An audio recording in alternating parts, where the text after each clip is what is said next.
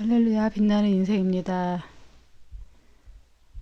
예, 오늘은 요한복음 7장 53절에서 8절, 8장 11절.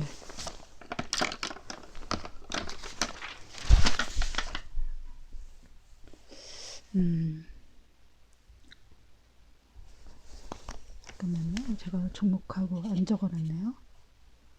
요한복음 7장 53에서 8장 11절. 예.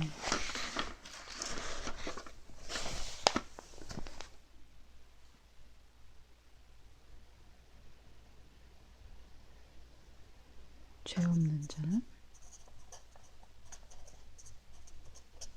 돌로 쳐라.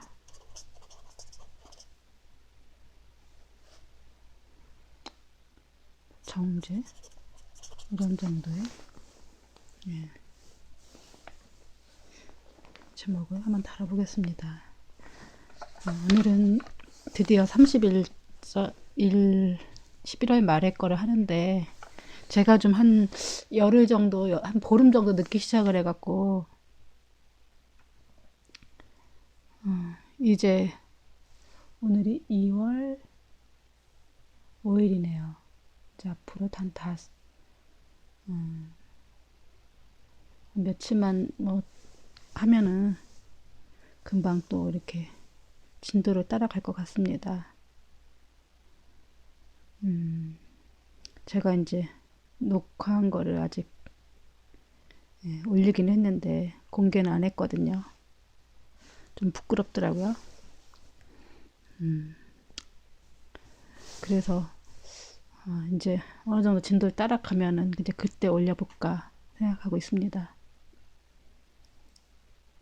네, 한번 읽어보겠습니다. 다 각각 집으로 돌아가고 예수는 감난산으로 가시니라. 아침에 다시 성전으로 돌아오시니 백성이 다 나오는지라. 앉으사 그들을 가르치시더니 서기관과 바리새인들이 음행 중에 잡힌 여자를 끌고 와서 가운데 세우고 예수께 말하되 선생이여 이 여자가 간음하다가 현장에서 잡혔나이다. 모세는 율법에 이러한 여자를 돌로 치라 명하였거니와 선생은 어떻게 말하겠나이까? 그들이 이렇게 말함은 고발할 조건을 얻고자 하여 예수를 시험함이로다. 예수는 몸을 굽히사 손으로 땅에 쓰시니 그들이 묻기를 마지 아니하는지라.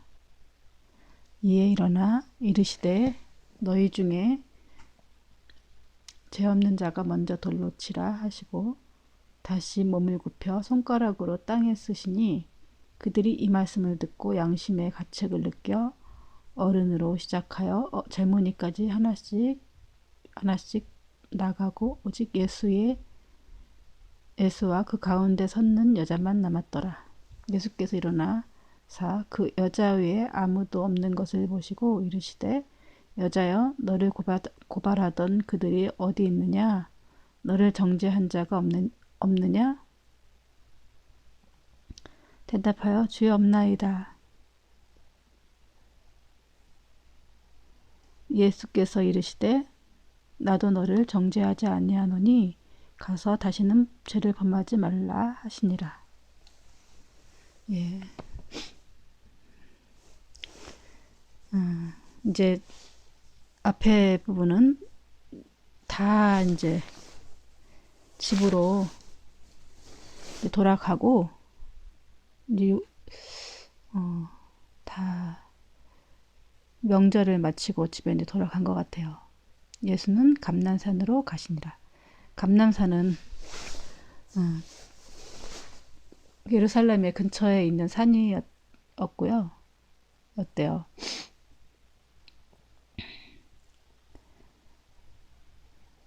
아침에 다시 성전으로 들어오시니 예루살렘에 들어오신 거죠. 백성이 다 나오는지라. 예루살렘에 있던 백성들이 다 들어오는 거죠. 그들을 가르치시더니 예수님이 이제 하시던 일이 주로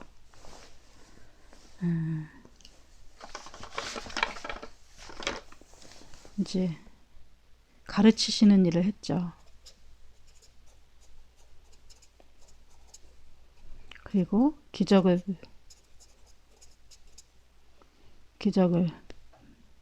베푸셨죠. 예수님이 이제 공생애 동안 하신 일이 가르치시는 일. 그리고 성경 공강복음이나 또 요한복음 보면은 거의 예수님의 설교가 많이 있어요. 그래서 우리가 예수님의 이 땅에 오신 목적이 십자가에 돌아가시는 것도 있지만, 또 우리가 가장 귀한 것은 예수님 살아계시는 동안에 이렇게 많이 가르치셔갖고 제자들로 하여금 또 이렇게 그 말씀을 들은 자들이 이 말씀을 또 이렇게 그 말씀을 이렇게 행적들을 적어서 우리가 오늘날 이렇게 하늘 예수님이 이제 이 땅에 사는 사람들 아무리 용한 사람이라 할지라도 하늘의 일을 다 할 수가 없죠. 예수님은 하늘에서 오신 자이기 때문에 그러니까 하늘나라의 비밀을 하나님 나라에다 비밀을 이제 풀어 놓으신 거죠. 근데 우리가 이제 요한복음 이 신앙생활을 하다 보면은 이 복음서에 기초한 것에서 신앙생활을 시작했다가 구약신학으로 신앙생활을 해요. 왜냐면은 그래야 조금 이렇게 율법적으로 영어를 시작해서 육으로 마치는 거죠. 그것도 일종의 그러니까 우리가 되게 많이 교회도 마찬가지고 또 우리가 교회를 안 다녀도 결국은 다 이제 형식으로 이렇게 남아있게 되는 신앙생활을 해요. 어떤 종교든 마찬가지고. 왜냐면은 본질은 좀 빠지고 그 형식적이고 율법만 남죠 항상.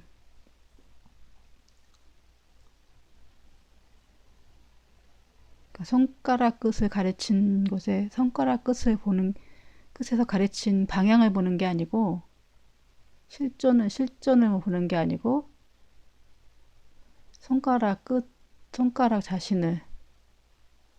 네. 왜냐면은 많은 이제 타락한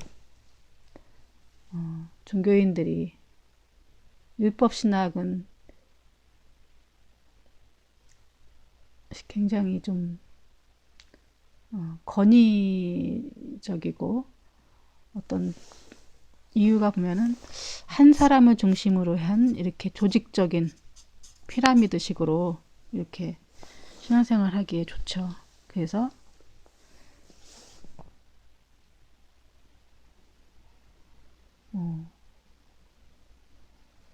하나님은 이런 율법을 다 폐하시고 이런 조직을 다 폐하시려고 오셨는데 다시 또 조직을 쌓죠. 어느 곳에는.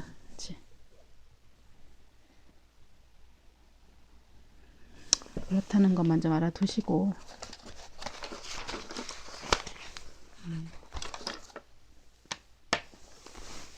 이때 이제 서기관과 바리새인들이 음행 중에 잡힌 여자를 끌고 와서 가운데 세우고 바리새인에 대해서는 우리가 좀 저번에 이제 공부했고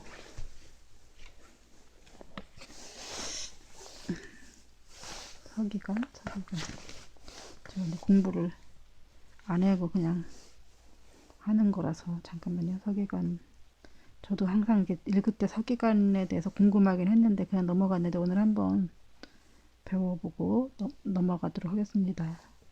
저도 배우면서 같이 넘어가는 거라서 이거는 내가 가르치는 게 아니라 제가 공부하는 거예요. 같이 공부하는 거라서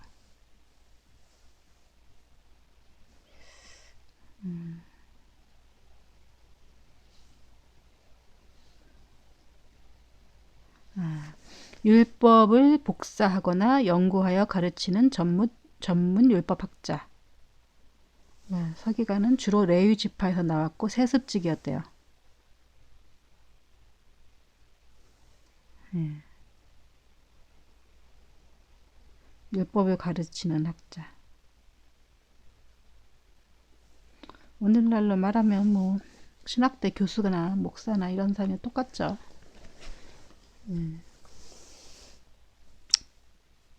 서기관.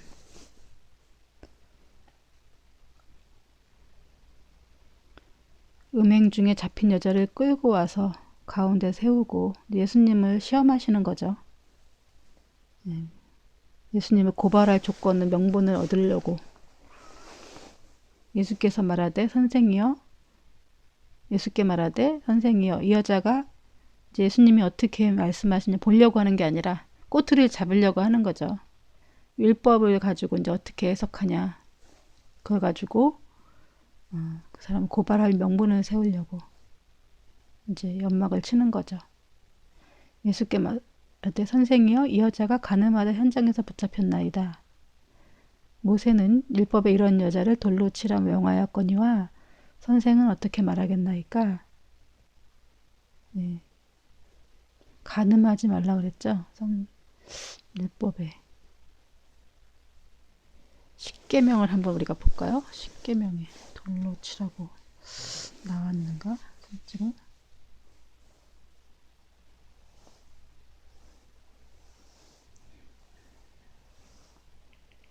우리가 성경을 읽을 때 이렇게 그래서 제가 좋은 게 옛날에는 이렇게 일일이 찾아가면서 읽진 않죠.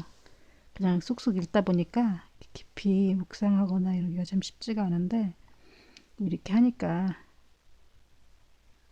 되게 좋네요. 같이 이렇게 이해할 수가 있어서 저도 이제 좀 약간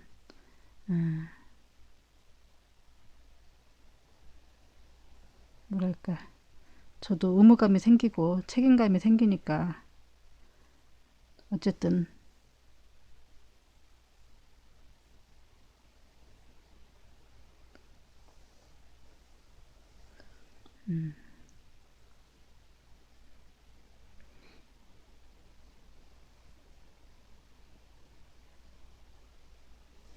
그러니까 이 사람들은 이제 그 가늠하는 사람에 대해서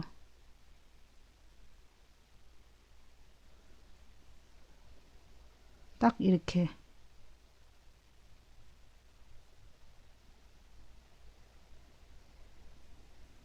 율법에 그대로 적용해줘. 오늘날로 말하면 헌법이라든지 거기 말하는 이제 그거에 해당되는 그 법에 대한 것이 십계명이죠.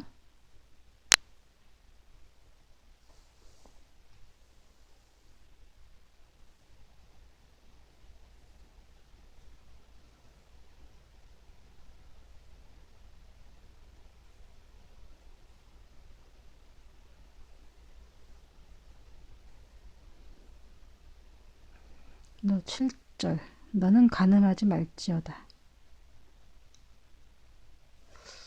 거기에 돌로 치라고 나와 있는지는 저도 잘 기억이 안 나네요. 한번 제가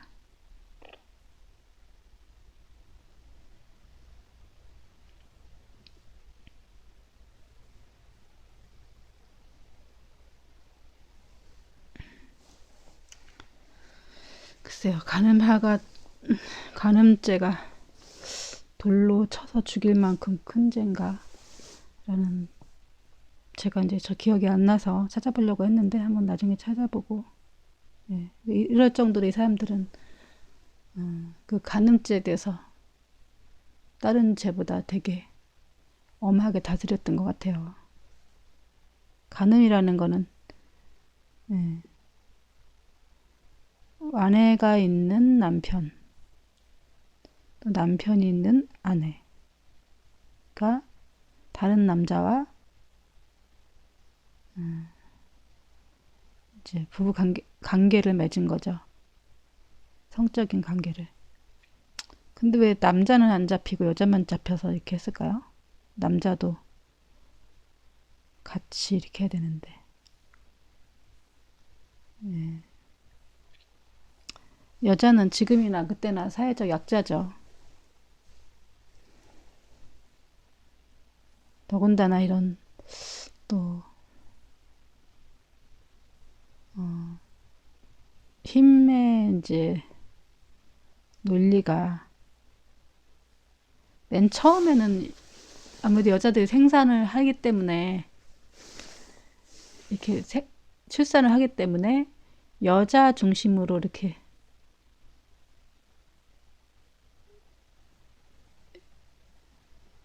여자가 힘이 약하진 않았는데 이렇게 왕정 정치, 그러니까 힘 있는 자가 이제 정권을 왕이 되고서부터는 여자는 하찮은 존재로 전락됐죠. 그래서 같이 보통 뭐 이렇게 간음을 해도 남자들은 용서를 받고 여자들은 죽임을 받는 그런 일이 있었을 것 같아요. 예전에도 보면은 여자들이 굉장히 이렇게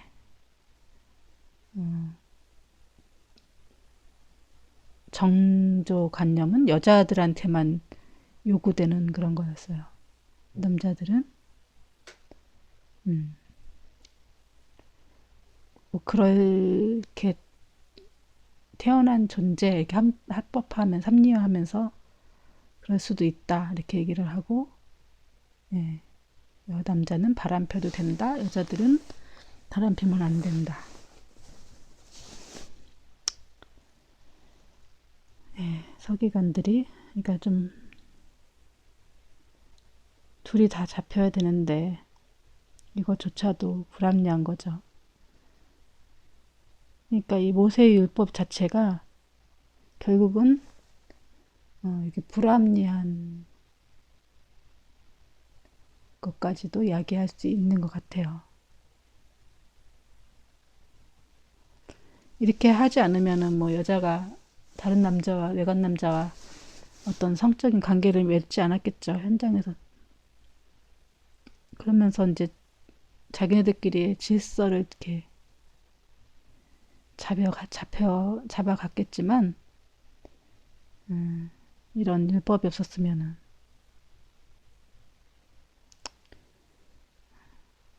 근데 이제 여자들도 당한 거일 수도 있고, 여자들도 성을 즐길 수 있는 어떤 권리가 있음에도 불구하고, 그 율법을 근거로 해서, 뭐, 십계명은 뭐 당연하죠. 간음하지 말라는 것은. 서로 다 간음하지 말라는 거지.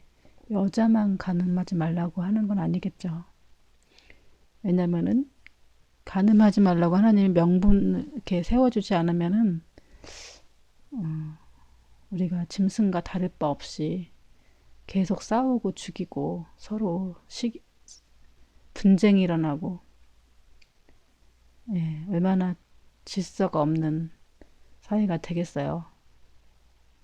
그런데 이제 그 율법이 이렇게 시간이 많이 흘러서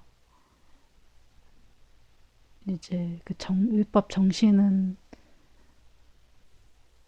그냥 우리 개인적인 과 하나님과의 문제지, 이게 사람으로 서로 이렇게 질타할 문제는 아니죠. 그 남편과 그 사람의 문제지, 다른 사람들 앞에서 이렇게 창피를 주고 돌로 쳐 죽일 문제인가 라는 생각을 한번 해보게 됩니다. 그들이 이렇게 말함은 고발할 조건을 얻고자 하여 예수를 시험함이러라. 그쵸. 고발할 조건을 얻고자. 뭐 치라고 하면은 또 예수님이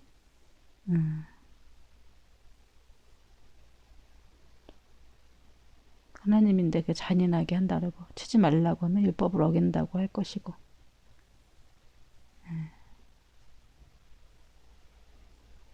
고발할 딱 조건이 되죠.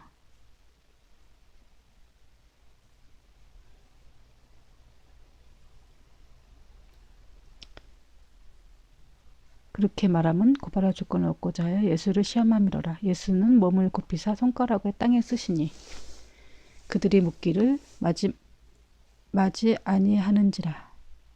그들이 묻기를 맞지 아니하는지라. 이에 일어나 이르시되 너희 중에 죄 없는 자는 먼저 돌로 치라 하시고 다시 몸을 굽혀 손가락으로 땅에 쓰시니 그들이 이 말씀에 듣고 양심의 가책을 느껴 어른으로 시작하여 젊은이까지 하나씩 나가고 오직 예수와 그 가운데 섰는 여자만 남았더라. 예. 이 이제 가늠하다 돌로 친 이 사건은 굉장히 유명한 사건이죠. 글쎄요. 하나님이 예수님이시기 때문에 이제 이 문제를 이렇게 잘 지혜롭게 하셨죠. 이건 비슷한 사건이 옛날에 솔로몬이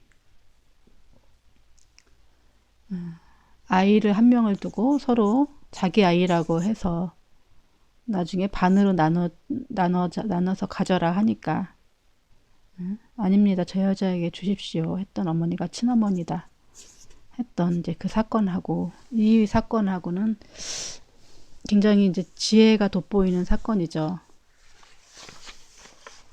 그래서 근데 여기 보면 내가 좀 약간 의아한 게 항상 있었던 게 이거예요. 이제 예수께서 몸을 굽히사 손가락을 땅에 쓰셨어요.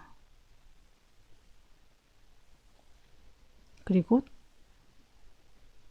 또 그들이 묻기를 맞이 아니하는지라. 또 물었겠죠. 이렇게. 그리고 일어나 이르시되 너희 중에 죄 없는 자가 먼저 돌로 치라 이렇게 얘기하셨죠.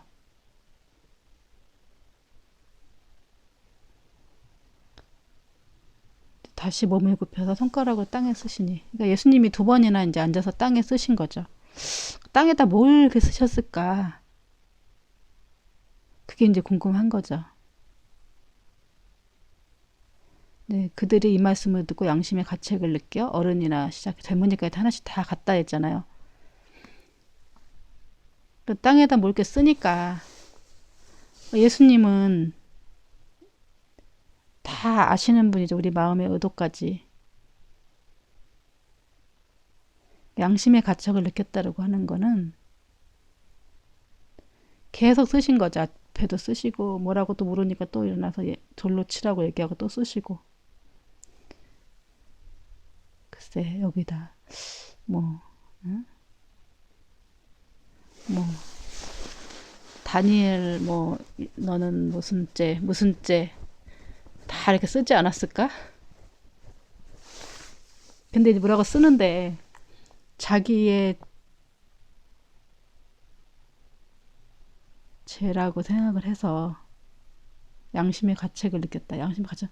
그러니까 우리가 예수님이 쓰신 게 이제 이것도 일종의 기적인 것 같아요. 예수님은 이제 뭐라고 쓰셨지만 무슨 내용인지 모르지만 다 사람들 마음속에 그 양심에 쓰신 거죠. 자기 죄가 생각나게 하신 거죠. 그것도 하나의 기적이죠. 가책을 느꼈다고 하는 거는. 그래서 우리가 양심의 가책을 느끼는 거는 사실은 하나님이 우리에게 양심의 가책을 느끼게 하시는 거죠. 우리가 이제 이렇게 영에 깨어있지 않으면은 양심의 가책을 느끼지 못해요. 그래서 보통 살인을 저질러거나 이런 사람들은 양심의 가책이 없죠. 그래서 이제 그런 일들을 저지르죠.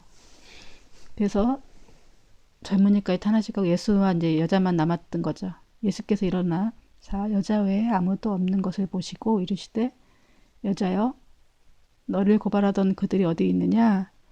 너를 정죄한 자가 없느냐? 했더니 대답하여 주여 없나이다. 예수께서 이르시되 나도 너를 정죄하지 아니하노니 가서 다시는 범죄하지 말라 하시니라. 예. 예수님께서도 아무 죄가 없던 예수님께서도 여자를 정죄하지 않았죠. 그리고 다시는 죄를 범하지 말라 이렇게 인자하게 하셨죠. 우리가 누가 이제 죄를 범하면은 그거에 대해서 회개할 수 있는 시간과 깨닫게 그런 걸 줘야지.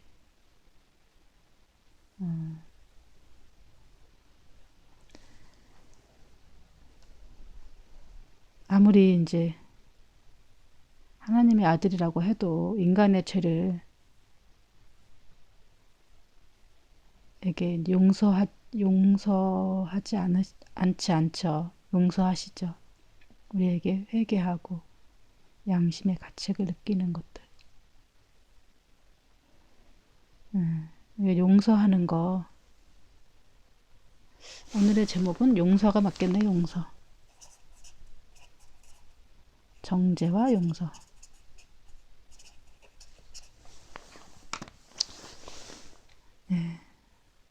우리가 어떤 죄든지 용서에 이제 할 수 없는 죄는 없죠. 용서하지 못할 죄는. 그리고 우리 어떤 죄를 저지더라도 우리가 회개하면 하나님께 다 용서하시죠. 그래서 하나님의 인자하심이 너무나 크시다는 거를 그 시편의 다윗을 보면은 하나님의 인자하심이 너무나 크신 것을 말씀하고 계시죠. 우리도 이제 예수 그리스도의 신앙, 이제 성령에 충만해서 또 이렇게 깨닫다 보면은 참 하나님이 참 인자하시구나. 우리를 이렇게 죄가 많은 우리들을 끊임없이 참고 기다려 주신다는 것을 오랫동안 기다려주시고 있다는 것을 우리가 모든 사람이 이 사람을 돌로 칠 수 있을 만한 죄가 없는 사람이 없어요. 사실은 누가 이 여자한테 돌을 던질 수 있는 자격이 있겠어요. 우리의 죄성이 있으니까 그래도 하나님이 율법으로 이제 십계명으로 큰 그 헌법 같은 거죠. 그러니까 범주 안에서 이렇게 말씀해 놓으셨던 거죠. 안 그러면 우리가 서로 그런 율법으로 정해놓지 않으면 우리가 그것을 양심의 가치를 느낄 이유가 없는 거죠. 너는 신호등 한 번 어긴 적 없고 너는 왜 따지면 다 탈탈 터면은 여러 가지 죄가 있죠.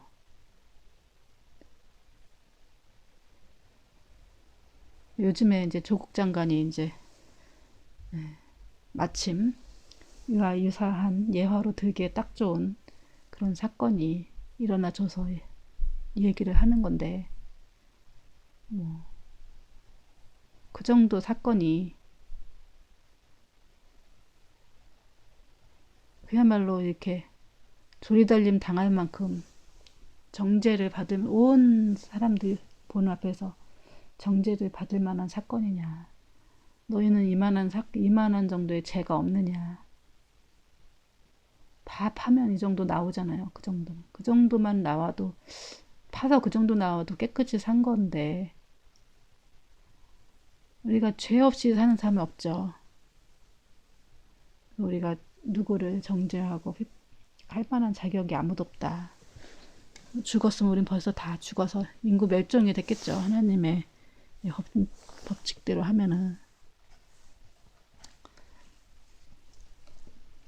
하나님을 나 외에 다른 신을 내게 두지 말라 했는데 이 사람들은 벌써 얼마나 많은 우상들을 하나님을 섬긴다는 명분으로 또 다르게 우상 숭배를 했겠어요.